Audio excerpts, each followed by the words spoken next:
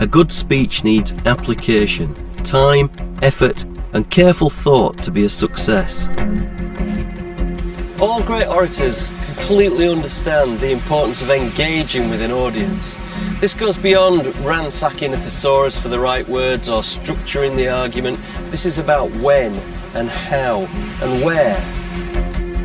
First, you need to think about preparation.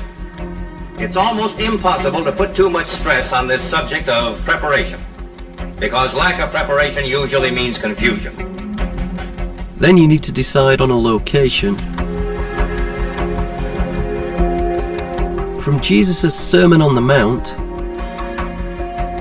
to the first ever TV broadcast from Number 10, you have to find the right platform that suits your speech and appeals to your audience. Well, there you are. You can see what it's like. The camera's hot, probing eye, these monstrous machines and their attendants, a kind of 20th century torture chamber, that's what it is.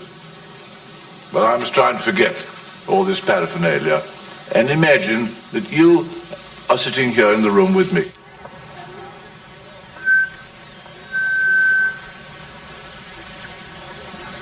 Hello? And finally, with all speeches, wherever you decide to expound your ideas from, if you don't deliver it with a sense of drama, if you don't project, you might as well be talking to yourself.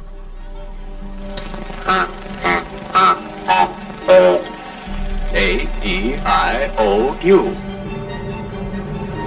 When asked to name the three most important elements of oratory, the ancient Greek scholar Demosthenes is said to have replied, delivery, delivery, delivery.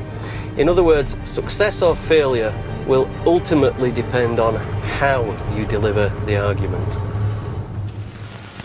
Peter Piper picked a peck of pickled peppers. If Peter Piper picked a peck of pickled peppers, where's the peck of pickled peppers Peter Piper picked? To get a few tips on how to deliver a speech with conviction, I'm with an expert, Shakespearean actor Charles Dance. And what have kings that privates have not too, save ceremony, save general ceremony? And what art thou, thou idle ceremony? What kind of God art thou, that sufferest more of mortal griefs than do thy worshippers? What are thy rents? What are thy comings in? Oh, ceremony, show me but thy worth. Art thou aught else but place, degree, and form, creating awe and fear in other men, wherein thou art less happy being feared than they in fearing? And what drink'st thou oft? Instead of homage sweet, but poison flattery. Oh, be sick great greatness, and bid thy ceremony give thee cure. And it goes on. If somebody came to you as a complete beginner looking for advice about how to give a speech, is there a crude list of do's and don'ts that you could give them? It's a great mistake to actually try to hit particular things in a speech, you know. I mean, you'd give words that were there for a purpose, the emphasis they deserved, but not to colour them. Because if you're saying things like, once more unto the breach, dear friends, once more, or close the wall up with our English dead, you don't need to colour any of those things. You don't need to hit dead or once more unto the breach or anything like that. You just deliver that energy. Great thing, energy. And if you haven't got it, then got to do 10 press-ups or something in the wings before you come on. And it's a bit like a pressure cooker, do you know? The energy is in there and the lid is screwed down tight. And you let it out at the pace you want to let it out. You don't let it all go immediately. But you have to keep that energy level running all the time. What about pauses and silences? They're there for a purpose. They're there just to give the audience a little breather and perhaps think about what's been said and prepare them for what is about to be said.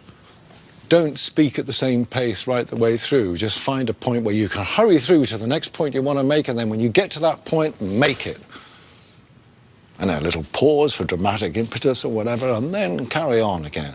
So it changes of pace, it's energy, it's confidence, diction as well.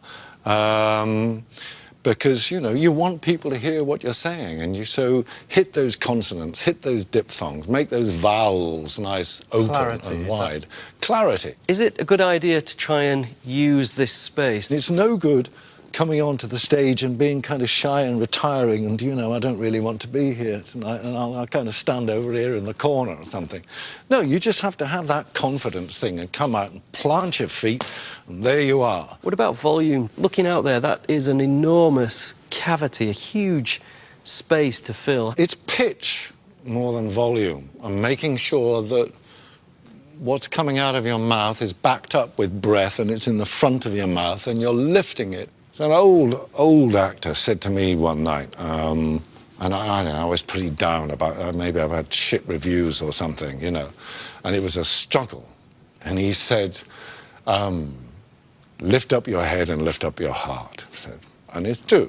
Once you lift it up, and don't get all kind of down here because all those people can see is the top of your head. You really have got to say hello to those people.